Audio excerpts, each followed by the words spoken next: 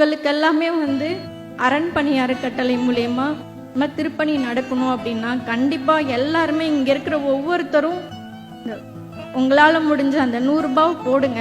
இன்னைக்கு 10,000 பேராக இருக்கிறது நாளைக்கு 20,000 பேராக வரும், 1 லட்சமாக மாறும், 1 கோடி பேராக மாறும். அப்படி மாறும்போது நீங்கள் ஒரு நாள் கொடுக்குற அந்த 1 மாதம் கொடுக்குற அந்த ஒரு தொகை பார்த்தீங்கன்னா தமிழ்நாட்டில் இருக்கிற அத்தனை கோயில்களுமே ஒரு காலத்தில் புதுப்பிச்சிருப்பாங்க. எந்த கோவிலுமே சிதிலமடைஞ்சு இருக்காது.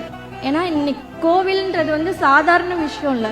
அந்த காலத்துல எதுக்கு ராஜாக்கள் மன்னர்கள் கோவில் கட்டி வச்சிருக்காங்கன்னா ஒரு நாட்டு மக்களையும் அந்த ஊரையும் காக்குறவங்க ராஜா தான்.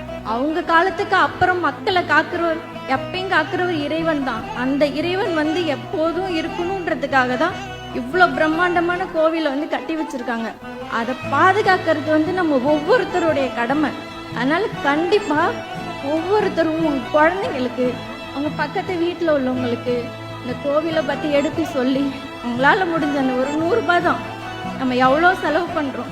அந்த 100 ரூபாய் நீங்கள் கொடுக்கறது என்றைக்குமே இறைவனுடைய மனசில் உங்களோட பேர் பொறிக்கப்பட்டிருக்கும். கல்வெட்டில் பொறிக்கப்படுறது பெரிய விஷயம் இல்லை. ஆனால் இறைவனுடைய மனசில் இடம் பெறுறது தான் மிகப்பெரிய விஷயம்.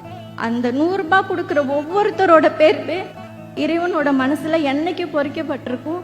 இங்கே இவ்வளோ பெரிய வாய்ப்பு கொடுத்த அரண்பணி அறக்கட்டளைக்கு என்னுடைய மனமார்ந்த நன்றியும் என் ஊர் மக்களின் ஒவ்வொரு சார்பாகவும் என்னுடைய நன்றியை தெரிவித்துக் கொள்கிறேன். நன்றி, வணக்கம்.